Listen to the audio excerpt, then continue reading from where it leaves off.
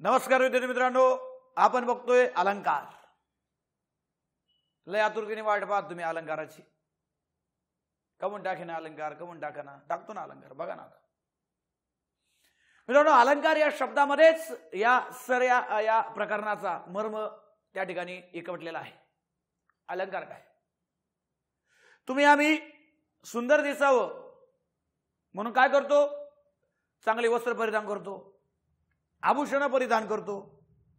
त्यानं काय होतं तर आपलं जे आहे ते सौंदर्य आहे ते आहे त्याच्यापेक्षा अधिकच खुलून दिसतं. आणि कोणाला वाटतं चांगलं न दिसावं? आपण प्रत्येकाला वाटतं आपण चांगलं दिसावं. अरे जर माणसाला वाटत असेल तर ते आपल्या भाषेमध्ये सुद्धा आहे. भाषेमधला प्रत्येक शब्द हा अलंकारितरित्या आपण वापरू शकतो. प्रत्येक वाक्यात, इव्हन काव्यात तुम्ही अलंकार पाहू शकता, शोधू शकता. आणि तुम्ही जर लिखाण करणारे लेखक असाल, कवी असाल, तर तुम्ही ते अलंकार त्या कवितेमध्ये टाकून त्या कवितेचं सौंदर्य आणखी खोलू शकता. खरे अलंकार याचा अर्थ आहे आभूषण, दागिना. अरे ते एखाद्याने भूषवले, एखाद्याने परिधान केले का त्याचं सौंदर्य खुलतं. तसं भाषेचं सौंदर्य आपल्याला खुलवायचंय आणि त्याच्यासाठी आपल्याला अलंकार शिकायचा आहे. तुम्हाला भाषेचं ते सौंदर्य खुलवायचंय. कायसाठी? परीक्षेला येतं म्हणून. तुमचा कार्यक्रम मार्कासाठी. पण अलंकार हा जो आहे अलंकार मार्काच्या पलीकडे अतिशय सुंदर आणि आल्हाददायक, जो मनाला ते काव्य परत परत ऐकावं त्याच्यासाठी तो अलंकार त्या ठिकाणी कवी हा कवितेमध्ये वापरत असतो. रसिक प्रेक्षक वर्ग त्या अलंकाराला भाळतो आणि ते काव्य परत परत परत ऐकतो. शिकायचा आपला अलंकार. अलंकार काय आहे मित्रांनो? अलंकार हा पद्यात आणि गद्यात दोन्ही ठिकाणी वापरता येतो. तुम्ही वाक्यात सुद्धा अलंकार वापरून अलंकारिक वाक्य म्हणू शकता, बोलू शकता. आणि कवितेत तर विषयच नाही. बरोबर, कविता म्हटलं की अलंकार, अलंकार म्हटलं की कविता. त्याच्यात आला रस, काव्य गुण सगळं आलं, शब्दशक्ती सुद्धा आली. अलंकार कसा असतो काव्यामध्ये बघा. गद्य आणि पद्यामधला फरक सांगतो एक, आणि आपलं बालपणातलं गीत पण त्याच्यामध्ये तुम्हाला ऍड करून देतो. मित्रांनो, जेव्हा आपण एखाद्या मोराला आणतो आणि मोराला म्हणतो मोरा नाच, तो मोर डीजे समोरचा नाही बरं, आधीच क्लिअर करून देतो. हा मोर डीजे समोरचा नाही. तुम्ही मोरा पुढे गेले आणि मोरला म्हणले मोरा नाच रे नाच, चला आता आकाशातले भारी आकाश ढग जमले, काळे काळे ढगे, नाच ना जरा तू, नाच. नाच का तू? तुम्ही असं म्हणले. अरे तो मोर नाही नाचला तरी चालेल, पण आपलं शाळेतलं पोरग नाचलं पाहिजे. त्याला त्याच्या पद्धतीमध्ये त्याच्यामध्ये अलंकार वापरून ती काव्य रचना पद्यात वापरता येते. ते काव्य अगोदर घेणार आणि मग अलंकाराला सुरुवात करणार. काव्य बघा रे, प्रत्येकाच्या बालपणाची सुरुवात इथून झाली होती आणि ते बालपण या काव्यातून होतं. त्या काव्यात अलंकार कसा आहे ते मला क्लिअर करून द्यायचं आहे. आणि तुम्हाला म्हणता येत असेल तर तुम्हाला माझ्यासोबत गाणंही म्हणायचंय. बालपणात जायचं सगळ्याला. म्हणा, नाच रे मोरा आंब्याच्या वनात, नाच रे मोरा नाच, नाच रे मोरा आंब्याच्या वनात, नाच रे मोरा नाच. काळा काळा कापूस पिंजला रे, काळा काळा कापूस पिंजला रे, ढगांशी वारा झुंजला रे, ढगांशी वारा झुंजला रे, पावसाच्या रेगात खेळ खेळू दोघात. अरे पावसाच्या रेगात खेळ खेळू दोघात, फुलो पिसारा नाच, नाच रे मोरा आंब्याच्या वनात, नाच रे मोरा नाच. मी फक्त गाणं म्हणलं बरं का, तुम्ही मला काय मोर करू नका, नाही तर नाच होता मला इथं. मग आता या ठिकाणी पहा, हे जे काव्य आहे, काव्य याच्यामध्ये अलंकारिकता कशी आली, काय अलंकार याच्यात अडलेला आहे. मित्रांनो बघा, काळा काळा कापूस या ठिकाणी म्हटलेला आहे, पण कापसाचा आणि अलंकाराचा इथं कसा संबंध जोडलाय तर लक्षात घ्या मित्रांनो. या ठिकाणी जर तुम्ही पाहिलं तर उपमेय कोण होतं? उपमेय होतं मित्रांनो या ठिकाणी ढग. आणि या ढगाला कोणाची उपमा दिली? या ठिकाणी उपमा आणलाय मित्रांनो काळा कापूस. काळ्या कापसाची उपमा दिलेली आहे मित्रांनो ढगांना. असा असतो अलंकार. थेट असा थ्रो ढगाकडे गेला नाही, ढग म्हणलं नाही त्या ठिकाणी. त्या ठिकाणी काय म्हणलं? ढगाऐवजी काळा कापूस म्हटलेला आहे पोरांनो. खाली या. पावसाच्या रेघात या ठिकाणी लक्षात घ्या, जी पावसाची सर होते ना, पावसाच्या सरी, काय होतं रे? ज्या पावसाच्या सरी असतात, या पावसाच्या सरीला कोणाची उपमा दिलेली? तर पावसाच्या सरीला मित्रांनो उपमा दिलेली आहे. पारे पावसाच्या सरीला रेगेची उपमा दिलेली आहे. मग या ठिकाणी पावसाची सर जी आहे ती उपमेय होती, पण हिला सर न म्हणता किंवा सरी न म्हणता इथं काय म्हणलेलं रे, रेग म्हणलेला आहे. रेग हे या ठिकाणचं काय झालं रे, उपमान झालं. मग उपमेय आणि उपमान यांच्या संगतीनं अलंकाराचे काही प्रकारही पडत असतात. अर्थ अलंकारामध्ये हे प्रकार आपल्याला शिकायचे. मग लक्षात घ्या मित्रांनो, मोर नाचलाय, पण ते मोर नाचत असताना तुम्हाला कळतंय की काळा कापूस म्हणजे या ठिकाणी काय होता रे, ढगाला काळा कापूस म्हणलंय, पावसाच्या सरीला रेग म्हटलेला आहे. अशा प्रकारे आपल्याला अलंकाराला सुरुवात करायची. अलंकार काय हा एकदम या छोट्याशा कवितेच्या का कडव्यातनं मी तुमच्यावर मांडलाय. आणि तो अलंकार मित्रांनो शब्दशः जर पाहायची वेळ आली तर अलंकार काय बघा रे, अलम अधिक कृ धातूचं रूप आहे मित्रांनो. एक तर कार घ्या किंवा करण घ्या. अलम म्हणल्यानंतर या ठिकाणी लक्षात घ्या, परत संधी तुम्हाला आठवली पाहिजे. म या व्यंजनाच्या पुढे कोणतंही व्यंजन आलं असता म बद्दल मागच्या वर्णावर बिंदू येतो, अनुस्वार येतो. मग या ठिकाणी शब्द पारे कार आला तर हा शब्द होईल अलंकार. करण आलं तर हा शब्द होईल अलंकरण. अशा प्रकारे आणि या अलंकाराचा आणि या अलंकरणाचा अर्थ होतो शोभविणे. याचा अर्थ आहे मित्रांनो शोभविणे, भूषविणे किंवा सुशोभित करणे. सुशोभित करणे असा त्याचा अर्थ होत असतो. अलंकार असा बघायचा. मग अलंकाराचे काही कन्सेप्ट आहेत, काही व्याख्या आहेत, त्याच्यामध्ये पण काही वेगवेगळ्या गोष्टी आहेत, त्या समजून घ्यायच्या आणि मग अलंकाराला सुरुवात करायची. या ठिकाणी बघा रे, ज्यामुळे भाषेला शोभा येते, ज्यामुळे भाषेला शोभा येते तिचे सौंदर्य वाढते आणि भाषेतून व्यक्त होणारा आशयार्थ अधिक प्रभावी होतो, अशा चित्तवेधक शब्दरचनेला अलंकार असं म्हणतात. या चित्तवेधक शब्दरचनेला काय म्हणतात तर अलंकार असं म्हणतात.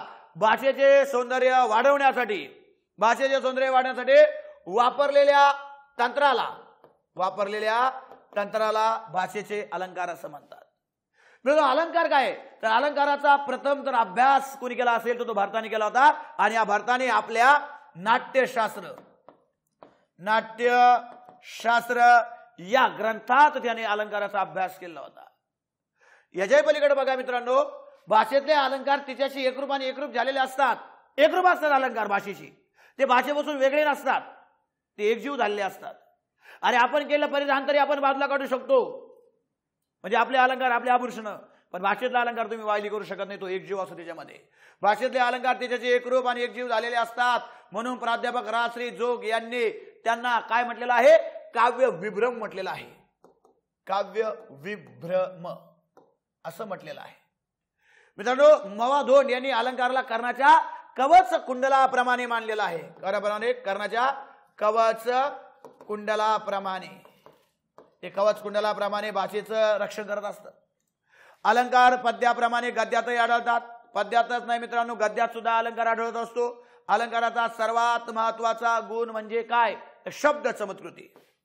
शब्द चमत्कृती हा अलंकाराचा सगळ्यात महत्वाचा गुण आहे. हा पद्याबरोबर गद्यातही आढळत असतो. दोन्हीकडे पाहायचं, गद्यात आणि पद्यात दोन्ही ठिकाणी अलंकार पाहता येतो. मग या अलंकाराचे आपल्याला दोन मुख्य प्रकार बघायचे मित्रांनो. अलंकाराचे मुख्य दोन प्रकार आहे. पहिला आहे शब्दालंकार. पहिला कोणता अलंकार आहे तर तो आहे शब्दालंकार. जो अलंकार शब्दावर आधारलेला आहे त्याला म्हणायचं असतं शब्दालंकार, आणि जो अलंकार शब्दाच्या अर्थावर अवलंबलेला आहे त्याला म्हणायचं असतं अर्थालंकार. शब्दालंकार आणि अर्थालंकार असे दोन प्रकार तुम्हाला बघायचे आहेत. मग या ठिकाणी बघा, पहिला प्रकार शब्दालंकार.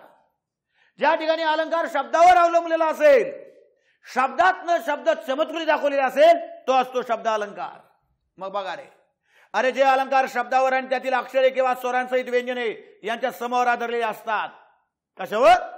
शब्दावर, त्यातील अक्षरावर, स्वरासहित व्यंजनाच्या समोर आधारलेले असतात. म्हणजे ज्यामध्ये चमत्कृती ही वर्णोच्चारापुरती किंवा विशिष्ट शब्द योजनेपुरती मर्यादित असते, त्यांना म्हणायचं असतं शब्दालंकार. जिथं शब्दांशी खेळ चालतो तो शब्दालंकार, आणि जिथं शब्दाच्या अर्थाशी खेळ चालेल तो असेल तुमचा अर्थालंकार. बघा रे, शब्दालंकाराचे पुढील तीन प्रकार आपण पाहणार आहोत. तीन प्रकार या ठिकाणी शब्द अलंकारामध्ये शिकायचे आपल्याला. नंबर 1 आपण या ठिकाणी शिकणार अनुप्रास अलंकार. कोणता अलंकार? अनुप्रास अलंकार. अनुप्रास अलंकार. त्यानंतर नंबर 2 चा अलंकार आहे मित्रांनो, तो म्हणजे यमक अलंकार. यमक अलंकार. आणि नंबर 3 या ठिकाणी आपल्याला शिकायचा आहे श्लेष अलंकार. श्लेष अलंकार. हे 3 अलंकार तुम्ही या ठिकाणी बघितले तर तुमचा शब्द अलंकार क्लिअर होणार आहे. आणि याच्यानंतर चालू होतो तो अर्थ अलंकार. अगोदर शब्द अलंकार क्लिअर करायचा आपल्याला. मग या ठिकाणी बघा रे, पहिला आहे तुमचा अनुप्रास अलंकार. अनुचा अर्थ तुम्हाला माहिती, मागून येणे. पण या ठिकाणी हा मागून येणे म्हणजे काय, इथला अनुप्रास म्हणजे काय? अनुप्रास अलंकार जर ओळखायचा असेल तर साधं सिंपल आहे. तुम्ही अलंकार कोणताही शिका, पण तो शिकत असताना त्याला व्यावहारिक जीवनातल्या गाण्याशी त्याला जोड द्या. तुम्ही जे रोज गाणे ऐकता ना, ते गाणे परीक्षेला येणार नाहीत. पण ते गाणे ऐकताना तुम्ही तर त्याच्यामध्ये एंट्री केली आणि मनाला विचारलं चला याच्यात अलंकार कोणता असेल, त्याच्यातनं सुद्धा तुम्हाला अलंकाराची छटा कळणार, अलंकार ध्यानात राहणार, कन्सेप्ट तिथंच क्लिअर असणार. अरे आपल्याकडे गाणं आहे, पिंकू पकडे पका पपीता पकडे पिंकू, खड़क सिंह के खड़कने से खड़कती है खिड़कियां, खिड़कियों के खड़कने से खड़कता है खड़क सिंह. अरे एक अक्षर, एक स्वर, एक व्यंजनात सहित व्यंजनात समोर यांची पुनरावृत्ती जिथं तुम्हाला दिसेल तो असतो तुमचा अनुप्रास अलंकार. फक्त अक्षराची पुनरावृत्ती पाहिजे असेल ना, चंदू के चाचाने चंदू के चाची को चांदी के चमचे से चटणी छटाई, सची पुनरावृत्ती, अशी पुनरावृत्ती असतो तो अनुप्रास अलंकार. अजूनही पाहिजे झालं तर बघा रे, अरे हिमालयाच्या हिम शिखरावरून हेमा मालिनी हसत हसत हिंडत होती, हची पुनरावृत्ती. परत हे पुनरावृत्ती पाहिजे असे बारे, पांडुरंग पाटलाचा पप्या. कोणाचा पप्या? पांडुरंग पाटलाचा पप्या पांढरीच्या पुलावरून पळता पळता पाय घसरून पाटाच्या पाण्यात पडला. याला माहिती असतं अनुप्रास. याच्या पलीकडे काय शिकवायचं आता अनुप्रास? अरे शब्द सुद्धा आला रिपीट तरी अनुप्रास म्हणा. सास में तेरी सास मिले तो मुझे सास आए. सास सास येऊ द्या ना, इथंच अनुप्रास क्लिअर झाला. मला पुढे शिकवायची गरज नाही. आता आपले जे सरळ सेवा करणारे पोर आहेत, पोलीस भरती करणारे, त्यांना इथंच क्लिअर होता अलंकार. पण राज्यसेवा एमपीएससी गटक करणारे पोर आहेत ना, त्यांच्यासाठी आपला उपप्रकार सुद्धा शिकायचे आहेत. आमच्या सरळ सेवेच्या पोरांनी इथंच खुश व्हायचं, संपला त्याचा अनुप्रास. पण एमपीएससी वाल्याला इथं संपलेलं नाही, अजून आपल्या पुढे पाहायचं आहे. अनुप्रास पारे एखाद्या वाक्यात किंवा कवितेच्या चरणात एका किंवा अधिक वर्णाची सवन सुगम पुनरावृत्ती होते, तेव्हा तुमचा अलंकार होतो अनुप्रास. श्रवण सुगम, असं ऐकायला बरं वाटलं पाहिजे. आणि ते ऐकायला बरं वाटलं की आपल्याला तो अनुप्रास अलंकारही कळला पाहिजे. अनुप्रास आणि यमक थोडे जवळचे अलंकार आहेत. यमक मध्ये गेल्यावर मी दोघातला भेद क्लिअर करून देणार आहे. मग या ठिकाणी पहा, मनमोहिनी तुझा मोहक मोहरा मनातून माझ्या मावळेना. काय म्हणलं रे? मनमोहिनी तुझा मोहक मोहरा मनातून माझ्या मावळेना. मची इथं पुनरावृत्ती झालेली आहे, हा अनुप्रास अलंकार आहे. खाली ना, अरे मोठेपणाचा मार्ग मरणाच्या मैदानातून जातो, इथंही मची मोठेपणाचा मार्ग मरणाच्या मैदानातून जातो. संपला या ठिकाणी तुमचा अनुप्रास. काय रे अनुप्रास? एक अक्षर रिपीट येणं म्हणजे अनुप्रास अलंकार होणं. याच्या पलीकडे अनुप्रास नाहीये काही. तरी पुढे या. अरे काटेकोर कायद्या पुढे कोणाचे काही चालेल का? कची पुनरावृत्ती बारे, काटेकोर कायद्या पुढे कोणाचे काही चालेल का? अनुप्रास. पेटविले पाषाण पठरावरती शोभाने, गळ्यामध्ये गरिबांच्या गाजे संतांची वाणी. पहिल्या चरणामध्ये प ची पुनरावृत्ती आहे, दुसऱ्या चरणामध्ये ग ची पुनरावृत्ती आहे, आणि हाच तुमचा अनुप्रास आहे. बारे घेती झेप घळीतून खळखळा फेसाळाले ओळ. या ठिकाणी ळ ळ ळ ळ ळ ची पुनरावृत्ती आहे. आणि पुढे या, रजत नील ताम्र नील स्थिर पल जल पल सलिल, हिरव्या तटी नावांचा कृष्ण मेळ खेळ. या ठिकाणी वरतीचं पाहिलं मित्रांनो, ल ल ल ल ल ल ल ची पुनरावृत्ती आहे, आणि खाली ल ची 2 वेळा पुनरावृत्ती ळ ची. सातवं दरबा, संत म्हणती सप्तपदे सहवासे सख्य साधूंशी घडते. या ठिकाणी स स स स स या ठिकाणी स ची पुनरावृत्ती मित्रांनो. अनुप्रास क्लिअर. याच्या पलीकडे अनुप्रास काही नाही. सरळ सेवा करणारे पोलीस भरती करणारे पोरांनी इथं थांबून घ्यायचं, पुढे डोकं लावायचं नाही. इथून पुढे कंटिन्यू कोणी करायचं? ते राज्यसेवा करणारे, एमपीसी करणारे पोरांनी. बारे अनुप्रास अलंकाराचे 3 मुख्य प्रकार मानतात. आता राज्यसेवेला काय प्रश्न आलेला नव्हता, अलंकारावर आलेच नाही म्हणा, त्याला रस काव्य गुणावर आलता आता. पण गडव गटकाला येऊ शकतो. उगाच नाही पोरं माय मागला व्हिडिओ टाक टाकू राहिलो. पण सगळं शिकवलेलं आहे. आता मी अलंकारापासून थांबलेलं आहे. जे राहिलं ते वाचून घ्यायचं तुमचं पण काम आहे. सगळंच माया माथी मारून द्यायचं नाही. बॅच घेतली म्हणजे आता सगळं मी 100% शिकायलाच पाहिजे. 100% बरोबर आहे. पण तुमचं काम आहे. आता पेपर आला ना, वाचून घ्या. गटवाले त्यांचं देऊन जाईल. गटकावाल्यांनी ते राहिलेलं मटेरियल ना ते वाचून घेतलं पाहिजे. पुढे या कंटिन्यू. मग या अनुप्रासाचे 3 प्रकार आहे: वृत्त्यानुप्रास, छेकानुप्रास, लाटानुप्रास. हे 3 प्रकार तुम्हाला शिकायचे आहेत. आलाच प्रश्न अनुप्रासावर, वरवर आला सगळ्याला येणार आहे, साऱ्या गावातून सुटणार आहे. इथं अडचण आहे. आणि अलंकाराच्या बाबतीत एक सांगतो, एकदाच पाहून घ्यायचं, जास्त डोकं लावायचं नाही. एकदा ध्यान बसेल तेवढाच. परीक्षेला प्रश्न येतो किंवा येत नाही. आला तर आनंद आहे, नाही आला तर अत्यानंद आहे. आणि आला तर बरोबरच आला पाहिजे, असा अट्टास आहे नसावा. त्या एका मार्काकडे पाहण्याकरता ते अगोदरचं जेवढं शिकवलेलं मटेरियल ना त्याचं पाणी फिरू नका. जेवढं बेस डोक्यात बसतं तेवढं डोक्यात ठेवा. कारण तुम्हाला आता हे सोपं वाटणार आहे. मग जेव्हा सगळे अलंकार झाले का सगळी बेसळ होणार आहे. कोणत्याचं नाव काय, जेवढे ध्यानात राहतात बेसिक तेवढे ध्यान ठेवा. या मग या ठिकाणी वृत्त्यानुप्रास. अरे वृत्त्यानुप्रास काय? जेव्हा एका किंवा अनेक वर्णाची अनेक वार पुनरावृत्ती होते. काय म्हणले? एका किंवा अनेक वर्णाची अनेक वार आवृत्ती होते. एक किंवा अनेक वर्ण रिपीट रिपीट रिपीट रिपीट असा किती वेळा झालेला दिसला. जसं आपण पाहिलं, हिमालयाच्या हिमशिखरावरून हेमा मालिनी हसत हसत हिंडत होती. 6 वेळा ह्याची पुनरावृत्ती होती. असा एक असेल किंवा अनेक अक्षरांची पुनरावृत्ती असेल, त्याला तुम्हाला म्हणायचं आहे, पाणी पिऊ दे मला, त्याला काय म्हणायचं तुम्हाला? वृत्त्यानुप्रास. एक किंवा अनेक अक्षराची अनेक वेळा होणारी पुनरावृत्ती. बा कुरकटकासी पाहता तो उत्तरी बाळ फार बडबडला.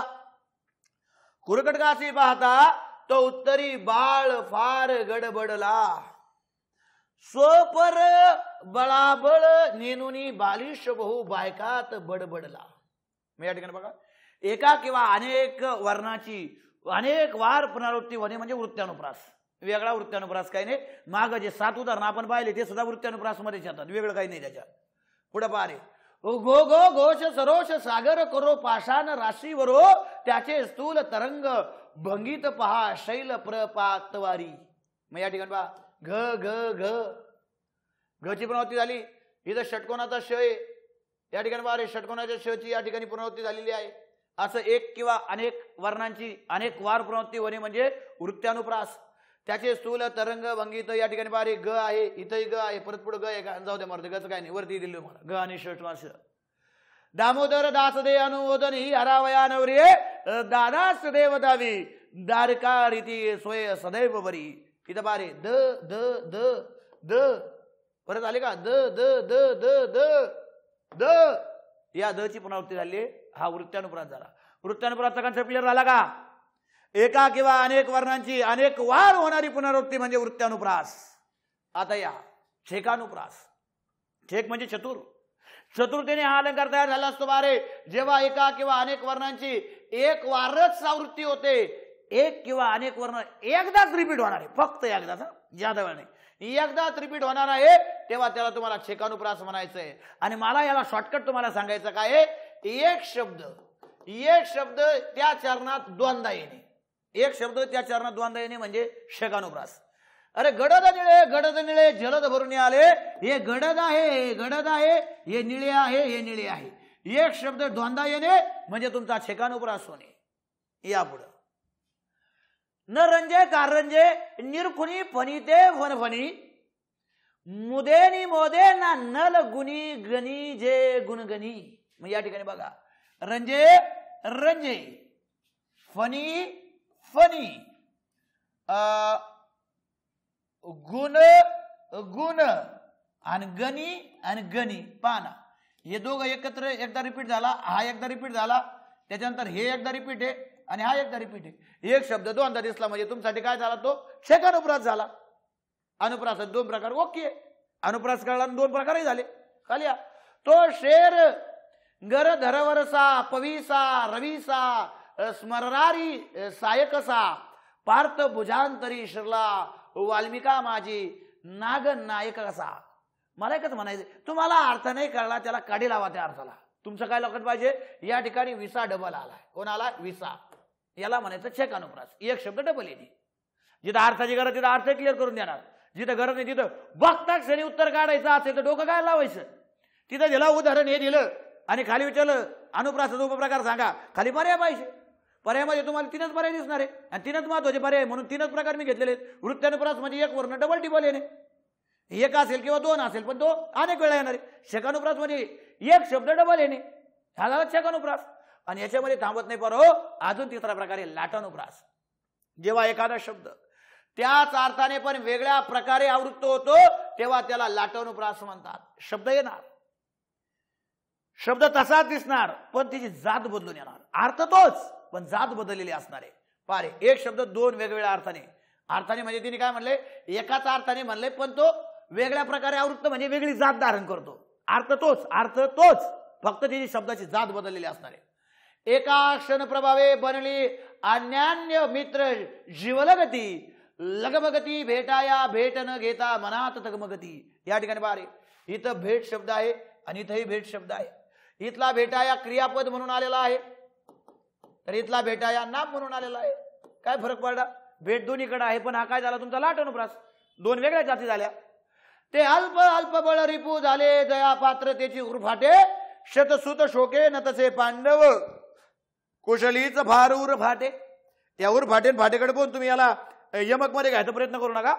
हा आपल्याला वृत्त अनुप्रासामध्ये ठेवायचा आहे आणि अनुप्रासामध्ये पण पुढे लाटानुप्रास. आता पारे अल्प आणि इथलाही अल्प आहे.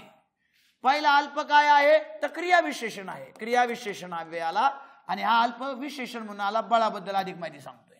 2 वेगळ्या जाती, अर्थ तोच आहे, फक्त वेगळ्या प्रकारे आवृत्त म्हणजे शब्दाची वेगळी जात करून येतो. कदा नेनो वाडी शर धेनुतून काढी शर कदा, कदा धनवी जोडे वारी वारी ही सोडी तारी कदा.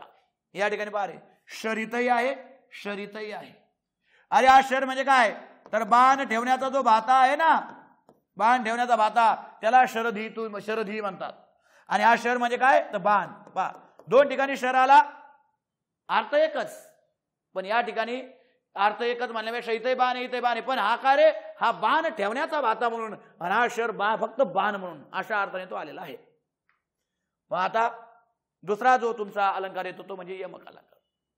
अनुप्रास झाला. अनुप्रास काय मित्रांनो, वर्णांची पुनरावृत्ती होते, पण ती कुठेही होते. वाक्यात तुम्हाला त्याला स्पेसिफिक ठिकाण नाही.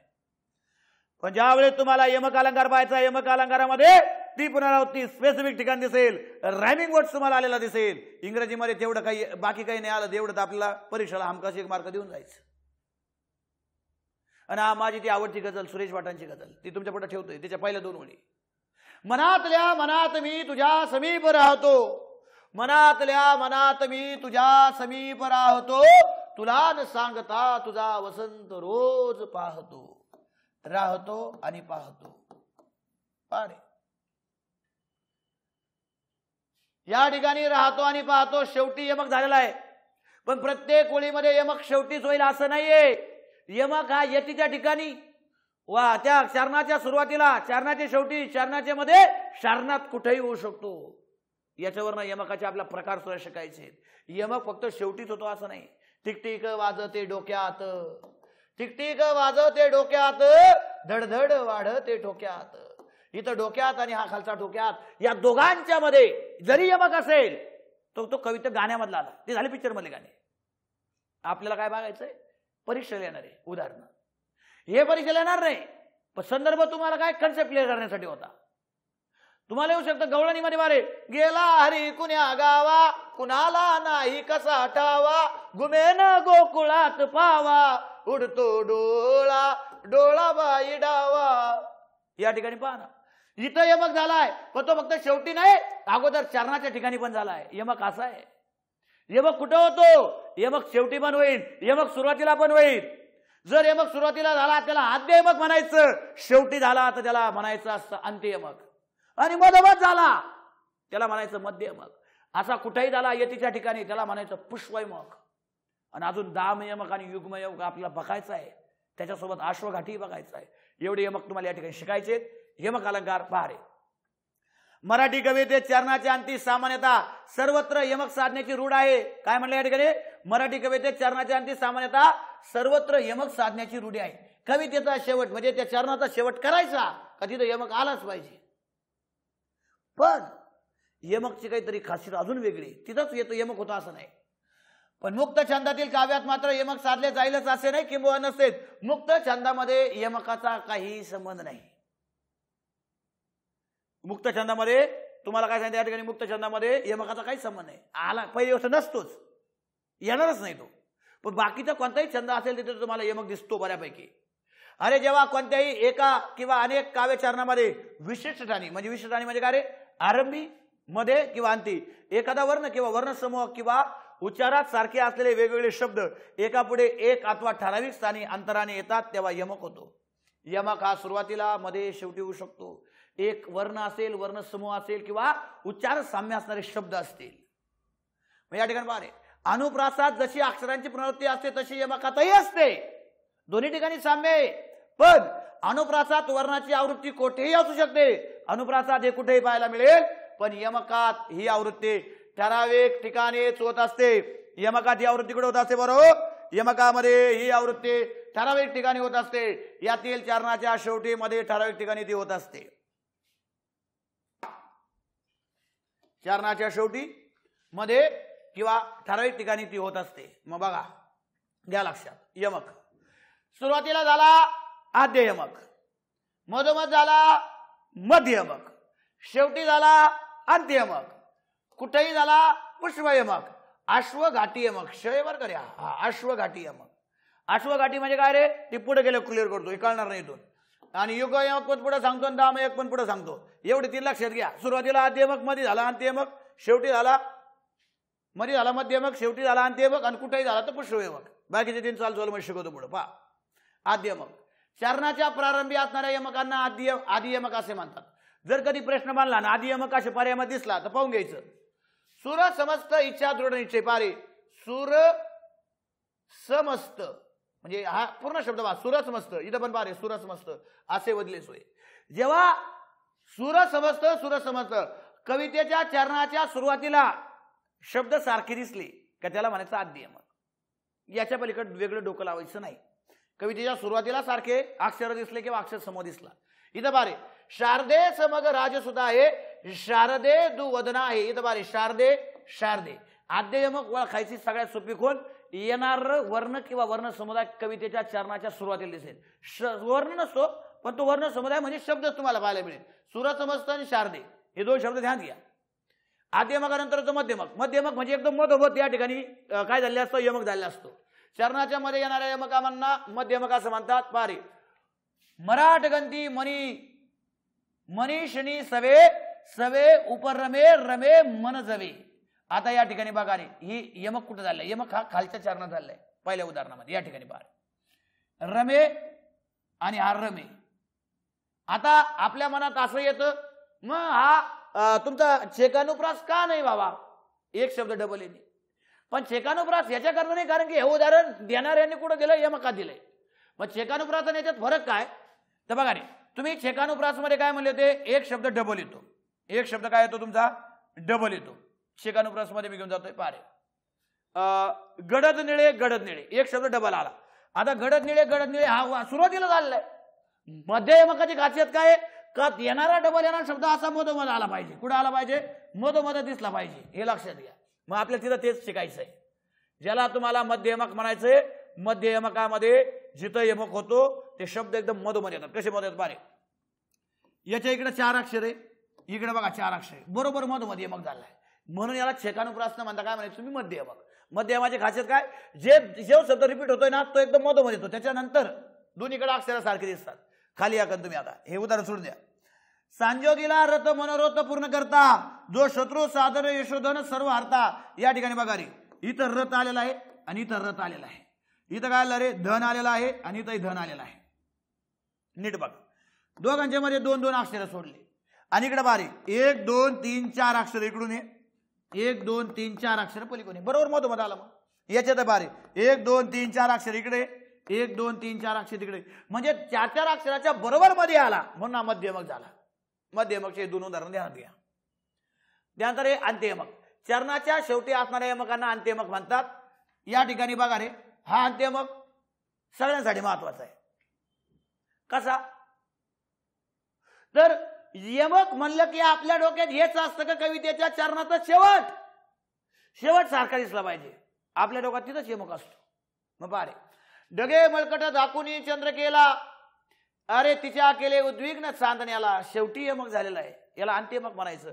आणि अंत्ययमकामध्ये मित्रांनो हा कसा आहे रे, एकाक्षरी अंत्ययमक आहे. एका अक्षराचं या ठिकाणी यमक झालेलं आहे. सदा सर्वदा योग तुझा घडावा, तुझे कारणी देह माझा पडावा, उपेक्षू नको गुणवंता अनंता. बरोबर का? या ठिकाणी घडावा आणि पडावा. तर या ठिकाणी का अरे मित्रांनो, हा 2 अक्षरी झालेला आहे. बघ हा का झाला रे, अंत्ययमक आहे पण 2 अक्षरी आहे. पुढे या. घनपिता मम जो नटवी धरा, मम असे जननी गिरी कंदरा. या ठिकाणी बारे राला एकाक्षरी झाला. कुणीचेही शांत येते होत नाही तृषा, क्षणात दुपारते संध्याकाळची उषा. शा आणि शा एकाक्षरी झाला. अंत्ययमक म्हणजे शेवटीच व्हायचा. मग तो एकाक्षरी असेल किंवा 2 अक्षरी. त्याच्यात आता तुम्ही इथं पाहिले ना 2 चरण होते. हे दोन्ही चरणामध्ये यमक झाला. काही वेळेला चरण 4 असतील तर 4 चरणामध्ये अंत्ययमक कसा येतो, तिथेही 1 अक्षरी किंवा 2 अक्षरी असेल. पण या ठिकाणी पहिल्या 2 वळीमध्ये यमक झालाय, नंतर 3ऱ्या आणि 4थ्या वळीमध्ये यमक झालाय. म्हणजे बारे 1 आणि 2 पहिल्या 2 वळीमध्ये पहिली आणि दुसरी ओळ झाली. आणि इथं काय रे, 3ऱ्या आणि 4थ्या वळीमध्ये यमक आहे. यमक असाही होतो. लागू दे या तहानेच्या वासनेला चळ, पाशो दे या आभासाचे रम्य मृग झळ. इथंही 1 अक्षरी आहे पण 3ऱ्या आणि 4थ्या चरणातला यमक सारखा आहे. काही वेळेला 4 चरण असताना यमक हा पहिल्या 2ऱ्या वळीत न असताना पहिल्या 3ऱ्या वळीतही पाहायला मिळतो. तसंही उदाहरण मला तुम्हाला दाखवायचंय. बार या ठिकाणी मेजावरती कागद चौरस होते जवळच पेन सानुले, मिही रिकामी रिकाम्या म्हणे काही वाहिले वरती लिहिली. पारे इथं 2ऱ्या आणि 4थ्या वळीतला यमक सारखा आहे. आणि असं पाहत असताना परत या ठिकाणी बघा रे, ही 2री आणि 4थी ओळ झाली, हा पण 1 अक्षरी झाला. काही वेळेला पहिल्या आणि 3ऱ्या वळीमध्ये सुद्धा यमक तुम्हाला पाहायला मिळेल. जसा 2रा आणि 4था आला ना, तसा पहिला आणि 3ऱ्यामध्ये सुद्धा यमक साधला जाऊ शकतो. काळजी करायचं काम नाही. आणि या ठिकाणी बघा रे, 4 चरणामध्ये सगळीकडेच यमक पाहून घ्या. सदा श्रीपदी सदा शिव मनो विरोधासा पद, स्वदा स्व शमानसा कलेन दातका कामदा, वदान्य जन सुदुरो प्रश मिता मिता स्मदा, गदा रिदन नंद काबूल जदला नमस्ते सदा. काहीच नाही, सगळीकडे 4 चरणामध्ये दादा आलेला आहे. एकाक्षरी हा तुमचा काय अंत्ययमक आहे. आपल्याला हे काव्यातला अर्थ नाही कळला तरी चालेल, यमक कळून राहिला हे खूप झालं आपल्यासाठी. अंत्ययमक झाल्यानंतर येतो दामयमक. दाम म्हणजे रस्सी, म्हणजे दोरी. दोरी कशी असते पहा मित्रांनो, पारे याला तुम्ही माळा म्हणू शकता. इथपर्यंत ही माळ आहे, याला दुसरी माळ तुम्ही जोडली, ही अशी ही अशी, ही अखंड माळ तयार झाली. तुमची कधी झाली रे, अखंड माळा तयार झाली. याच्यात कुठं खंड आहे का? नाही. म्हणजे दाम यमक कसा समजून घ्यायचा, म्हणजे पहिल्या चरणाच्या सुरुवातीला जो शब्द तुम्हाला पाहायला मिळेल तो शब्द त्या चरणाच्या शेवटी, 2ऱ्या चरणाच्या सुरुवातीला, त्या चरणाच्या शेवटी, 3ऱ्या चरणाच्या सुरुवातीला, परत त्या चरणाच्या शेवटी. म्हणजे हे झिगझॅग दिसणारे तुम्हाला असं, याला दाम यमक म्हणायचं. एका चरणाचा शेवट व 2ऱ्या चरणाचा आरंभ यात यमक साधला असेल तर त्याला दाम यमक म्हणतात. पारे आला वसंत कवी कोकिल हाई आला, आला पितो सुतो येतो अरुणोदयाला. मग या ठिकाणी बघा रे, आला आला आला असा म्हणायचा दाम यमक. दाम म्हणजे रस्सी, तो दोरी, चराट. मान्य कसा न मला हो गोरा जरी होय हनी कुंभार, भार जयाचा प्रभूवर वद्य मला रोहिदास सांभार. या ठिकाणी बघा रे, हा भार आहे, या ठिकाणी परत भार आला आणि या ठिकाणी परत भार आला. याला म्हणायचं तुम्ही काय रे, दाम यमक. दाम म्हणजे दोरी. नसे ठावा ब्रह्मान शिवात्वा श्रीपद हरे, हरी जो पापाने उसळणी कृपा सिंधुल हरी. पार या ठिकाणी पहिल्या चरणाचा शेवट, ओके, पहिल्या चरणाचा शेवट, 2ऱ्या चरणाची सुरुवात, परत या ठिकाणी शेवट. या ठिकाणी असं तुमचा कोणता रे, दाम यमक. आता दाम यमक हे तुम्हाला कळला. आतापर्यंत तुम्ही काय काय शिकले? आद्ययमक म्हणजे सुरुवातीला, मध्ययमक म्हणजे मध्ये, अंत्ययमक म्हणजे शेवटी, दामयमक म्हणजे काय रे, चरणाचा पहिल्या चरणाचा शेवट आणि दुसऱ्या चरणाची सुरुवात एकाच अक्षराने होणे. पुढे पारे पुष्पयमक. चरणात जेथे जेथे यती असतील ते ते यमक जुळतात त्याला पुष्पयमक म्हणायचं. आणि माझं म्हणणं काय ध्यान ठेवा, वाक्यामध्ये जिथं थांबायचं कुठेही यमक दिसला, सुरुवातीलाच नाही फक्त, शेवटी पण नाही, मधी पण आणि शेवटी पण, कुठेही दिसत असेल त्याला पुष्पयमक म्हणा. सुसंगती सदा घडो, सुजन वाक्य कानी पडो, कलंक मतीचा जडो, विषय सर्वथा नावडो. जाणावा तो ज्ञानी पूर्ण समाधाने, निसंदेह म्हणे सर्व काळ. या ठिकाणी नीची पुनरावृत्ती झाली, पण ती कशी यतीच्या ठिकाणी, म्हणून आला पुष्पयमक. आणि अश्वघाटी यमक काय समजून घ्या. यमकाच्या मागे व पुढे इतर व्यंजने येऊन त्याची अनेक वार आवृत्ती झाली म्हणजे अश्वघाटी यमक होतो. हा अश्वघाटी म्हणजे पारे वाजत गाजत साधत आज तया जतन करुणी आना हो, मज मागे मत्स्याचा हा रिपू शशी राहू बाहू बाना हो. या ठिकाणी पारे, या ठिकाणी काय म्हटलेले पारे, राहू बाना हो. इथं बाना काय ओखला काय ना, राहू बाना हो असं होतं हे. असो मग या ठिकाणी लक्षात घ्या रे, जत जत जत जत या ठिकाणी हे कॉमन आहे सगळीकडं. याच्या आधी पहा मागे पुढे, आता इथं मागे होते आणि इथं पुढे. नियम काय सांगतो, यमकाच्या मागे किंवा पुढे इतर व्यंजने येऊन त्याची अनेक वार आवृत्ती झाली म्हणजे अश्वघाटी होतो. यमक कोणात होता, जत जत जत मध्ये यमक होता, पण त्याच्या मागं पुढे वेगळे अक्षर जोडून हा यमक साधला गेला अश्वघाटी. एखादा घोडा सुसाट वेगाने निघावा आणि त्या डोंगराच्या रस्त्यामध्ये त्याला अशी आडवळ नाही यावी, घाटात अडकल्यासारखा असतो, म्हणून या यमकाला सुद्धा अश्वघाटी म्हटलेला आहे. न दिसे अग नग मग तग गगनी खग नीच काय काढील, चित्ती म्हणे समय हा मज बाळाच्या मुखात दाढील. पारे ग ची पुनरावृत्ती आहे मित्रांनो, ग ग ग ग ग ग इथं याला ग, पण या गनी काय केलं, त्याच्या आधी पारे अ न म त, याच्या आधी ग आणि याच्यानंतर काय रे, सॉरी या गच्या आधी कोण रे ख. यानं यमक साधल्या गेला, पण हा यमक कुठं गेला, तर हा यमक तुमचा अश्वघाटीमध्ये गेला. तुम्ही या यमकाला अनुप्रासही म्हणू शकाल, अनुप्रासाची पण छटा आहे, पण याला अनुप्रास अलंकार न म्हणता अश्वघाटीचे पर्याय असतील, यमकाचे पर्याय असतील, त्यावेळी तुम्हाला याला काय ते अनुप्रास न म्हणता अश्वघाटी यमक असं म्हणायचं आहे. पुढे या युग्म यमक. जेव्हा दोन चरणातील अक्षरे सारखीच असतात, जेव्हा दोन चरणातील अक्षरे सारखीच असतात तेव्हा त्या यमकास म्हणायचं युग्म यमक. दोन चरणातली अक्षरे सारखी म्हणजे पारे पाया नमी देईन वंशसारा, पाया नमी देईन वंशसारा पारे पा पा या या न न मी मी दे दे ई ई न न व व स स म्हणजे या शच्यावरी स आला सा सा सा रा पा सेम आलं, याला युग्म यमक म्हणा. परत पारे न न या या व व या म सॉरी मा मा जी जी ब ब ला ला ज ज ना ना दे दे, याला तुम्हाला या ठिकाणी म्हणायचं युग्म यमक. धन मित्रांनो, अशा प्रकारे तुमच्या समोर मी यमक अलंकार ठेवलेला होता. यमक अलंकाराचे हे प्रकारे तुम्हाला लक्षात घ्यायचे. परत परत सांगतोय, सरळ सेवावाल्यांसाठी शेवटच यमक ध्यान ठेवा, जास्त डोकं लावायचं काही काम नाही. पण आपल्या एमपीसी वाल्यांसाठी उपप्रकार विचारतात म्हणून आपल्याला ते सगळं पाहणं गरजेचं होतं. परत हे पुढे बघा, श्लेष अलंकार. श्लेष म्हणजे काय तर मित्रांनो, श्लेष या शब्दाला अर्थ आहे आलिंगन. श्लेष म्हणजे आलिंगन, श्लेष म्हणजे मिठी. अरे जेव्हा शब्द एक असतो, एक शब्द असतो पण तो दोन दोन अर्थांना मिठी मारतो. शब्द एक अर्थ दोन, श्लेष अलंकार. मित्रांनो, एक शब्द जेव्हा दोन अर्थांना मिठी मारेल, एक शब्द जेव्हा दोन अर्थांना मिठी मारेल त्यावेळी त्याला माहिती असतं श्लेष अलंकार. आणि हा श्लेष अलंकार कसा आहे तर तो शब्द अलंकार पण आहे ना अर्थ अलंकार पण आहे. दोन ठिकाणी पाहता येतो. शब्दशक्तीमध्ये आम्ही जी व्यंजना शब्दशक्ती शिकलो, त्या व्यंजना शब्दशक्तीमध्ये जी अभिधामूलक शब्दव्यंजना होती, त्या अभिधामूलक शब्दव्यंजन सगळे उदाहरणं या श्लेषला लागू होतात. बघा श्लेष अलंकार, एकच शब्द वाक्यात दोन अर्थाने वापरल्यामुळे जेव्हा शब्द समतुल्यता साधते तेव्हा त्या श्लेष अलंकार म्हणतात. एक शब्द अर्थ दोन. अरे श्लेष या शब्दाचा अर्थ होतो आलिंगन हे एकमेकात मिसळणे असा त्याचा अर्थ आहे. पण श्लेष म्हणजे शब्दशा काय तर आलिंगन किंवा मिठी. श्लेष हा मित्रांनो कसा अलंकार आहे तुमचा, शब्द अलंकार पण आहे. श्लेष शब्द अलंकार पण आहे व श्लेष अर्थालंकार पण आहे. दोन्ही ठिकाणी आहे तो. परत पुढे आहे श्लेष अलंकार. श्लेष अलंकार आपल्याला किती भागात पाहायचा आहे? 2 भागामध्ये. एक पाहायचा आहे शब्द श्लेष. एक काय बघायचं रे? शब्द श्लेष अलंकार. आणि दुसरा काय बघायचा आहे रे? अर्थ श्लेष अलंकार. शब्द श्लेष आणि अर्थ श्लेष. आता पुढे शब्द श्लेष अलंकार. एखाद्या विशिष्ट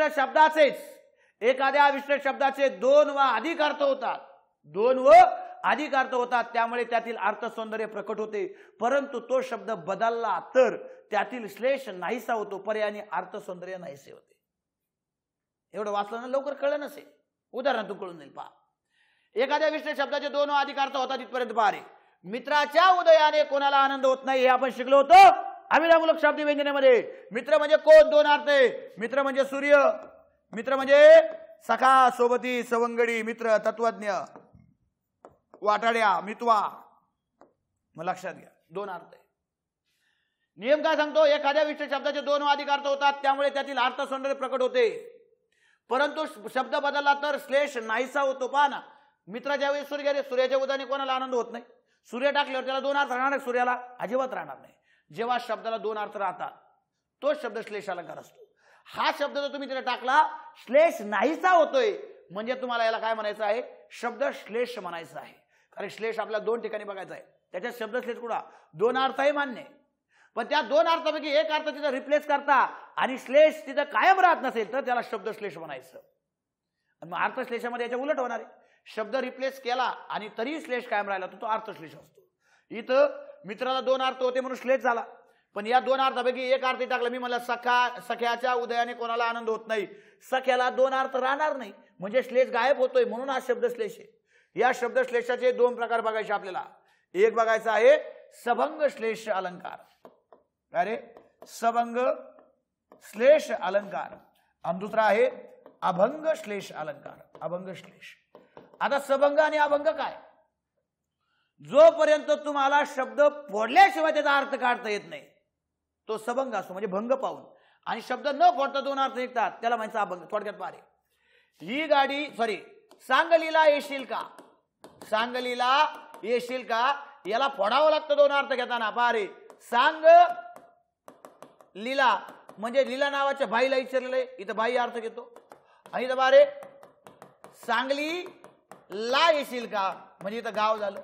शब्द फोडून 2 अर्थ काढावा लागतात तेव्हा तो सबंग श्लेष असतो. यालाच अजून एक नाव आहे सखंड श्लेष अलंकार, खंडासहित. आणि अभंग श्लेष म्हणजे काय? शब्द न फोडता 2 अर्थ घेणे.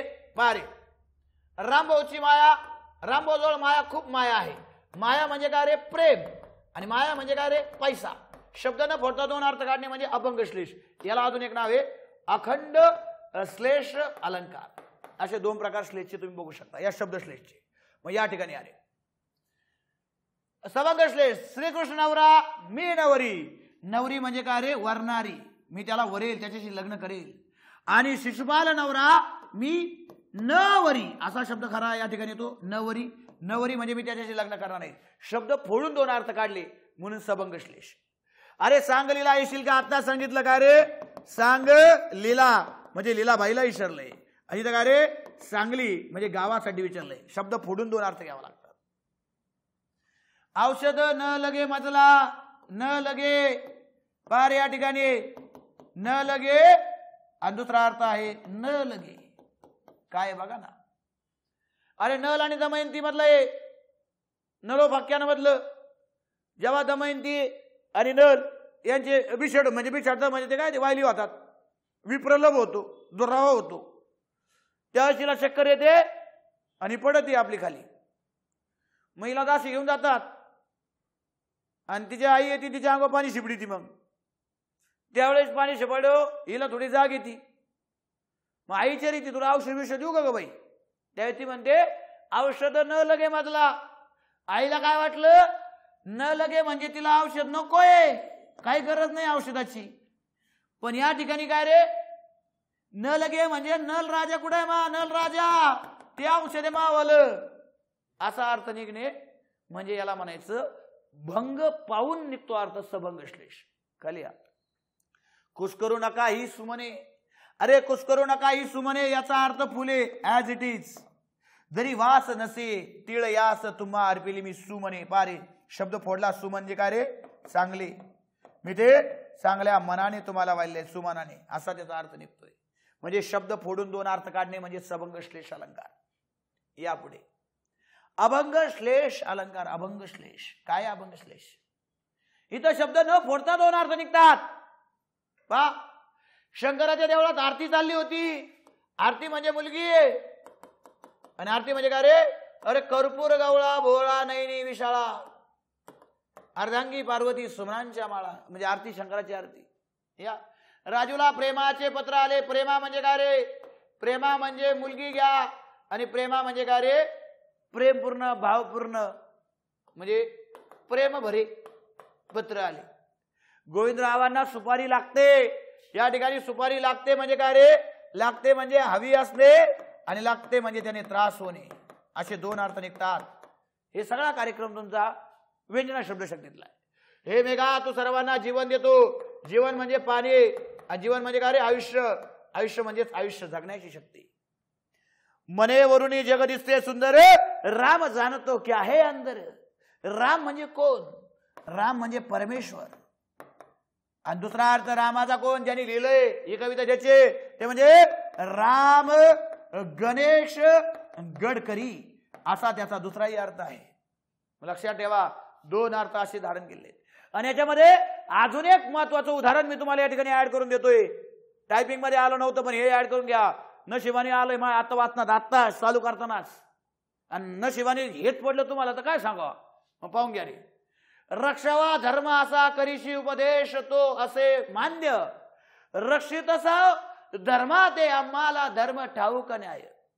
ज्यावेळेस कर्णाचं चाक म्हणजे रथाचं चाक गुंतलेलं होतं, जमिनीमध्ये अडकलेलं होतं, त्यावेळेस तिकडे कृष्ण होता. आणि तो कृष्णाला सांगायचा की काय? युद्ध धर्माचं पालन करा. युद्ध धर्म तुम्ही आठवा. युद्ध नीती ध्यानात घ्या. चुकीची नीती नसावी असं सांगत असताना हा धर्म म्हणजे काय? युद्ध धर्म. हा युद्ध धर्म या अर्थाने वापरलाय. पण श्रीकृष्ण होते ते त्यावेळेस काय म्हटले? रक्षितोसे धर्मा ते आम्हाला धर्म ठाऊका नान्य. म्हणजे आम्हाला धर्म ठाऊक आहे, आम्ही धर्मालाच रक्षितो. पण त्यांनी हा धर्म कर्णाच्या बाबतीत युद्ध धर्म होता. पण श्रीकृष्णाच्या बाबतीमध्ये हा धर्म कोणता होता? तर धर्मराज युधिष्ठिर होता. धर्मराजासाठी तर आम्ही त्याचं रक्षण करतोय. या प्रकारे दोन अर्थ निघाले. याला सुद्धा तुम्हाला म्हणायचं आहे अभंग श्लेष अलंकार. आणि यानंतर येतो मित्रांनो अर्थश्लेष. शब्दश्लेष झाले, सबंग अभंग झाला, आता अर्थश्लेष. आद्या शब्दश्लेष मध्ये काय होतं? ज्याला दोन अर्थ होते त्यातला एक अर्थ मूळ शब्दाच्या जागी ठेवला की श्लेष नाहीसा व्हायचा, म्हणून तो शब्दश्लेष. अर्थश्लेष काय आहे? ज्याला दोन अर्थ आहे त्याच्या जागी त्याचा दुसरा अर्थ ठेवा, पण शब्दामध्ये काही बदल म्हणजे त्याच्या श्लेषामध्ये काही बदल होणार, श्लेष जागेवर राहणार आहे, त्याला म्हणतात अर्थश्लेष. समानार्थक शब्दाने श्लेष कायम राहिला तर तो अर्थश्लेष असतो. यामध्ये श्लेष विशिष्ट शब्दावर नव्हे तर त्यातील अर्थावर आधारित असतो. मूळ शब्द बदलून त्याचा दुसरा अर्थ, दुसरा शब्द वापरला तरी त्यातून दोन अर्थ निघतात. तो श्लेष त्या ठिकाणी कायम राहतो, म्हणून त्याला म्हणायचं अर्थश्लेष. तुम्ही फार शहाणे आहात.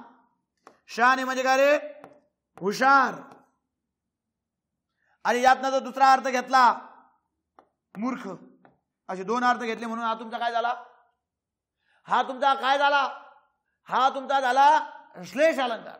पण अर्थश्लेष का? या शहाण्याच्या ऐवजी त्याच्यासाठी समानार्थक शब्द हुशार आहे ना, त्या हुशाराला त्या ठिकाणी ठेवा. तुम्ही फार हुशार आहात.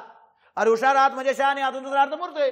म्हणजे इथं दुसरा समानार्थी शब्द ठेवणे श्लेष कायम राहतोय, म्हणून याला म्हणायचं अर्थश्लेष. हे एक उदाहरण आहे अर्थश्लेषाचं. आणि अजून एक गाजलेलं उदाहरण हे परीक्षेला येऊ शकतं. तू मलिन कुटील निरस जड ही पुनर्भवपणे कससाच. तू मलिन कुटील निरस जड ही पुनर्भवपणे कससाच. दरिला श्रीही न स्वप्रकृती गुण त्याजेसे नाम कससाच. मित्रांनो या ठिकाणी कससाच घेतला तर या ठिकाणी तुम्हाला याला शब्दश्लेष म्हणता येईल. शब्दश्लेष कसा? तर याला दोन अर्थ आहेत या कचला.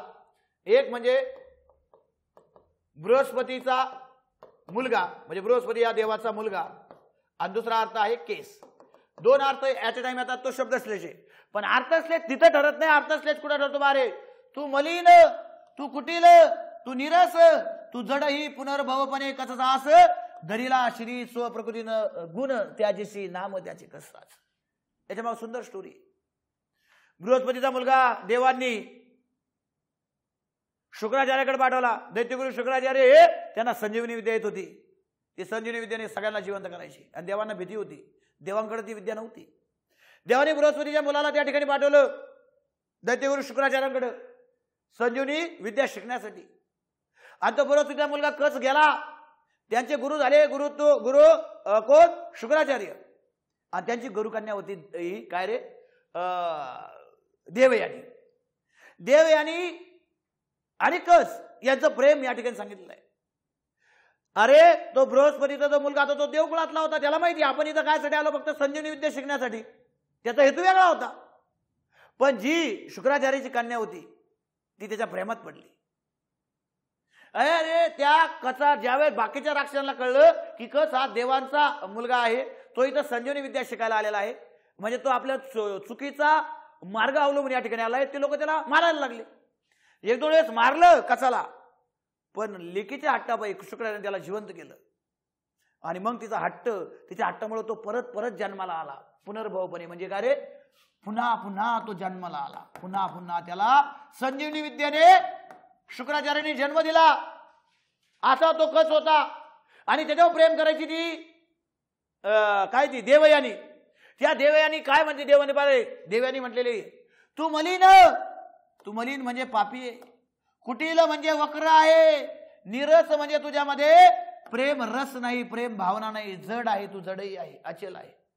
अरे तुझ्यावर किती प्रेम केलं तर ती काय म्हणले? तू मलिन, तू पापी आहेस, कुटील वक्र आहेस, निरस प्रेम रस नाही तुझ्यामध्ये, तुला पुन्हा पुन्हा जन्माला गेलं तरी तुला माझं प्रेम कळलं नाही. या ठिकाणी मलिनच्या ऐवजी पापी घ्या, कुटीलच्या ऐवजी वक्र घ्या, निरसच्या ऐवजी प्रेमरस घ्या, प्रेमरस नसलेला घ्या, जड घ्या, पुन्हा पुन्हा जन्माला घ्या.